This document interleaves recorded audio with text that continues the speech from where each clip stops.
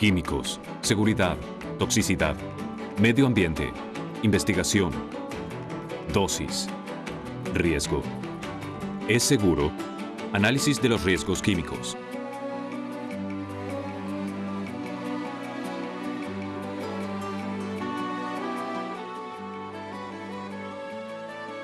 No, Beto, no. No, espera, ¿te lo tragaste? No, vamos a buscar a mamá. Vamos a buscarla. Hace tiempo quería despintar y volver a pintar las ventanas. Y sabía del peligro de la pintura con plomo. Pero no me detuve a pensar en lo peligroso que podía ser para Beto. Mi esposa leyó en las noticias que la pintura vieja puede contener plomo. Y el plomo puede causar problemas de salud en los niños. Así que decidimos ser más precavidos y ya no dejamos que Beto se acerque a mis proyectos. Si bien las tuberías viejas e incluso la tierra son algunas de las fuentes más comunes de exposición al plomo, la fuente más frecuente es la pintura a base de plomo. Las pinturas que se usan hoy en las casas, por ejemplo, no tienen niveles de plomo tan altos como las que se usaban hace varios años. Así que lo que realmente nos preocupa es la pintura vieja que aún hay en ventanas, maderas, etc. Y en este caso las escamas de pintura vieja. Los niños son más susceptibles a la exposición al plomo porque comen la pintura o las escamas, y porque su cuerpo absorbe más cantidad que el de los adultos, que absorbe menos gracias al pH en sus estómagos. Los científicos descubrieron que los niños que comen esa pintura tienen un índice de inteligencia más bajo y por eso nos preocupa mucho que los niños se vean expuestos al plomo. Todo, hasta nuestro cuerpo, está compuesto de elementos químicos. Los elementos químicos conforman el mundo que nos rodea. Comemos y bebemos productos químicos para vivir. Se utilizan para hacer ropa, computadoras, repuestos de automóviles, combustibles, muebles, drogas, cosméticos y para preparar y conservar alimentos. Los químicos se utilizan en productos de limpieza, artículos de jardinería y para mantener piscinas y balnearios limpios. Prácticamente en todos lados puede haber sustancias químicas peligrosas. En latas de pintura, en la gasolina, en baterías viejas que se hallan en la casa, en residuos industriales y domésticos de basureros, o en agua y aire contaminados. Es imposible no entrar en contacto con elementos químicos, pero es de vital importancia entender cómo pueden afectarnos. Es difícil evaluar el efecto de los químicos, porque todos tenemos diferentes grados de susceptibilidad, algunos son más susceptibles. Es difícil predecir la susceptibilidad de toda una población porque hay mucha variabilidad en ella. La gente no considera químico todo lo que un toxicólogo consideraría químico. Mucha gente piensa que como es comida no es químico, o que la loción no es un químico, que son buenos porque si no, no se venderían. Creo que un buen punto de partida es aclarar qué es un químico. La gente necesita estar informada acerca de los productos químicos que usa diariamente. Debe contar con maneras eficaces de evaluar todo posible riesgo y responder a la pregunta, ¿es seguro? Hay algunos químicos a los que mucha gente es muy susceptible y hay algunos que son bastante tóxicos y todos padecerían sus efectos. Que se sufra o no de los efectos nocivos de un químico dependerá de sus propiedades, de qué clase de efectos produce y también de qué tan potente es. También depende del tiempo que se estuvo expuesto al químico, de la susceptibilidad de cada persona a ese químico en particular y de cuánto absorba el cuerpo. Un concepto básico de la toxicología, conocido como la dosis hacia el veneno, fue desarrollado hace casi 400 años por un médico famoso llamado Paracelso. Él se dio cuenta de que las dosis bajas a veces eran beneficiosas y que al continuar incrementándolas se llegaba a un punto en que tenían efectos muy negativos. Así que creó la frase "la dosis hace al veneno" y los toxicólogos la adoptamos como lema. Si se toma una fracción de dosis de aspirina, por ejemplo, no afecta mucho el sistema. Pero si se tiene dolor de cabeza y se toman varias aspirinas, quizás el dolor de cabeza se aliviará. Si se aumenta la cantidad de aspirinas que se toma, si se toman 100 aspirinas, por ejemplo, se alcanzará un rango en el que probablemente se produzca un daño. Al aumentar la dosis, se aumenta la probabilidad de que el producto químico produzca un efecto dañino en el cuerpo. Lo que se debe saber es qué tipo de daño producirá y qué dosis se requiere para producirlo. Un ejemplo de una dosis potencialmente dañina es algo que todos conocemos: la vitamina A. La vitamina A o retinol se encuentra en los vegetales, en las frutas y en el pescado. Se puede obtener del betacaroteno. El betacaroteno es una sustancia anaranjada. Es lo que le da el color anaranjado a la calabaza y a las zanahorias. El retinol como vitamina A, por supuesto, es esencial. La necesitamos para vivir. Pero las dosis altas de retinol causan trastornos en el sistema nervioso central, sobre todo en los niños. A veces la toxicidad química depende de las personas. Las personas son de diferente tamaño, edad, peso, composición genética y salud.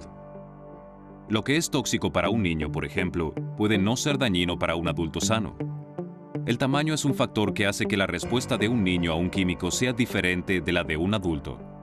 Lo que haremos será añadir un par de gotas de tinte a este recipiente pequeño que representa al niño, y la misma cantidad de tinte al recipiente grande que representa al adulto, para ver si se observa alguna diferencia. Agregaré 2 gotas de este tinte en el recipiente pequeño y 2 gotas en el recipiente grande. Ahora tenemos la misma cantidad de tinte en ambos recipientes. Vemos que tomaron bastante color, pero pueden ver que el color en el recipiente que representa al niño es más intenso que el color en el recipiente del adulto. Esa es una razón por la que los niños son más susceptibles que los adultos. La dosis es lo que entra en el cuerpo o lo que se aplica a la superficie de la piel si se habla de toxicidad a la piel. Si algo daña los pulmones, con solo inhalarlo, se recibe una dosis perjudicial. Pero si el producto químico afecta el sistema reproductor, el corazón u otro órgano, debe llegar a esos órganos para causar un problema. Otro ejemplo de sustancia tóxica puede ser el aire que respiramos. La primera vez que tuve un ataque de asma no tenía idea qué lo había causado. Mucho después me di cuenta de que era el aire mismo. El ozono del aire me causaba problemas. El ozono en la atmósfera evita que los rayos ultravioletas del sol lleguen hasta nosotros y que nos causen cáncer, melanoma. Necesitamos esa protección, pero si se inhala una concentración alta de ozono, entonces daña los pulmones. En los casos en que el ozono baja a nuestra atmósfera, lo llamamos oxidante. Y oxida muchas cosas. Oxida los limpiaparabrisas, oxida las cosas que se dejan afuera, los muebles de plástico del patio y también los pulmones si se inhala demasiado. Así que cuando los niveles de ozono son altos, las personas que ya tienen alguna deficiencia pulmonar son particularmente susceptibles a los niveles de ozono. Las personas con asma, por ejemplo, pueden ser más susceptibles al ozono. Pueden salir más temprano por la mañana, por ejemplo, porque el nivel del ozono no aumenta hasta más tarde. El hecho de que algunas sustancias sean mucho más tóxicas que otras implica que su dosificación tiene que ser controlada cuidadosamente. Esa es otra manera de limitar la exposición. Un buen ejemplo es un anticoagulante que muchos adultos de edad avanzada toman para evitar los coágulos de sangre que causan derrame cerebral o ataques al corazón. Conocido con los nombres comerciales de Coumadin o Pan-Warfarin, el químico básico en este anticoagulante se llama warfarina. La warfarina es otro producto químico muy interesante que originalmente estaba en entornos agrícolas. El ganado comía tréboles y a veces los tréboles estaban en mal estado. Cuando el ganado comía estos tréboles en mal estado, sufría hemorragias. Durante mucho tiempo, se creyó que eso debía evitarse. La gente de la Universidad de Wisconsin se dio cuenta de que podía ser un material terapéutico útil si lograban identificarlo, y lo lograron realmente. Lo sintetizaron y lo llamaron warfarina.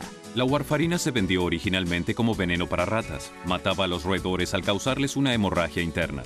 Cuando la dosis se redujo a cantidades mucho más pequeñas, los doctores descubrieron que la warfarina funcionaba muy bien como anticoagulante al diluir la sangre lo suficiente para evitar la coagulación. Era un producto muy útil, ya que los coágulos de sangre pueden ser muy peligrosos en los ancianos que son susceptibles a las afecciones cardíacas. Con el paso de los años, comencé a tener problemas de circulación.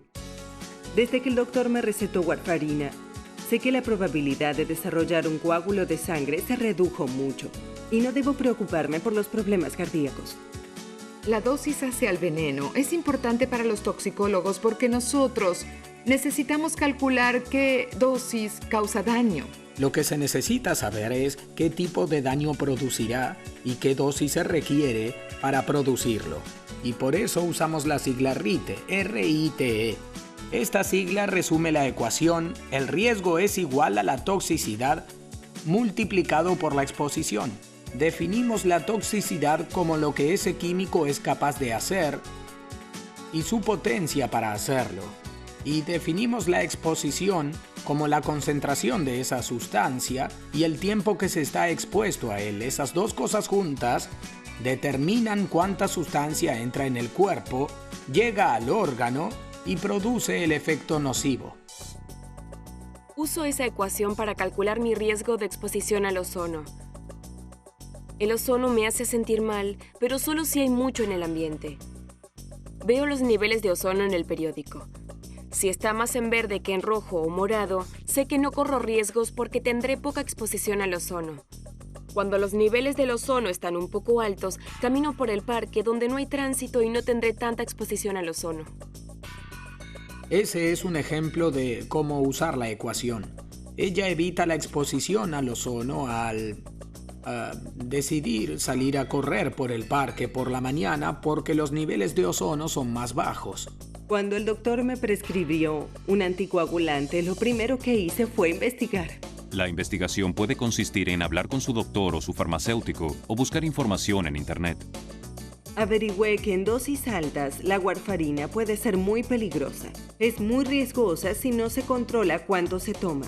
Un buen ejemplo de esta ecuación es la diferencia entre el uso de la warfarina como anticoagulante y su uso como veneno para ratas. Creo que esta ecuación puede aplicarse a casi cualquier cosa, a productos químicos, a la radiación, a bacterias, a otros organismos biológicos, a lo que se les ocurra. Si se sabe que el producto químico es nocivo o qué daño puede producir, y se sabe qué clase de exposición se requiere para producir ese efecto, entonces se puede evaluar ese químico y determinar su riesgo. No se puede cambiar la toxicidad de un químico, pero se puede cambiar el riesgo a que uno se expone al tomar decisiones como abrir las ventanas. Hay que tener en cuenta que los solventes también pueden dañar el cuerpo. Hay que seguir las instrucciones del producto y trabajar en un área ventilada. Los científicos desarrollaron márgenes de riesgo tras investigaciones cuidadosas y sistemáticas basadas en la toxicidad del producto químico. Los científicos tenemos muchas maneras de determinar si algo es tóxico. A menudo se comienza observando un sistema modelo, utilizando tubos de ensayo, microorganismos o incluso, en algunos casos, animales de laboratorio. Se administra una cantidad del producto químico a uno de estos microorganismos o a una muestra de ADN y se ve cómo reacciona. Si reacciona y parece que puede tener un efecto negativo, debemos seguir analizándolo. Lo que estudiamos es cómo evaluar el efecto de la interacción de un producto químico con un sistema biológico, que en la mayoría de los casos somos nosotros. El gobierno, los científicos, los entes reguladores y los evaluadores del riesgo intentan ayudar poniendo etiquetas en los productos. Ponen información dentro del paquete de algunos productos. Hay letreros en algunos lugares en ciertos estados que dan información sobre qué podría ser dañino en el medio ambiente. Pero, sin embargo, igual se requiere cierta responsabilidad personal para entender qué puede ser un riesgo para uno. Pueden ver nuestra página de internet, la página de TEF, que los dirigirá a otras fuentes confiables de información. Una de ellas es la Biblioteca Nacional de Medicina. Esa biblioteca tiene un excelente sitio. Hay una lista de lugares en los que se puede conseguir información confiable sobre alimentos, medicamentos, muchos productos químicos y otras fuentes de toxinas. Recomendamos que se consulten las mejores fuentes científicas primero para ver si esa información responde las dudas. Para usar la ecuación RITE, se necesita información científica confiable. RITE representa el riesgo es igual a la toxicidad multiplicado por la exposición. Esta ecuación sirve para toda clase de exposición. Mucha gente utiliza solventes o suelda con metales en el aire o aplica pesticidas que pueden ser menos riesgosos si uno disminuye su exposición a ellos. Se necesita buena información, se necesita saber la toxicidad y la exposición. Al tener esa información, la gente puede dejar de preocuparse sobre muchas cosas de las que no vale la pena preocuparse. Toxicidad, riesgo y exposición. 3 temas que todos debemos entender y aprender a controlar en nuestras vidas. Si quiere obtener más información sobre la seguridad de los químicos y las toxinas de su medio ambiente, visítenos en www.toxicfoundation.org. Allí encontrará información muy útil y enlaces a otras organizaciones, tales como el Instituto Nacional de las Ciencias Ambientales de la Salud.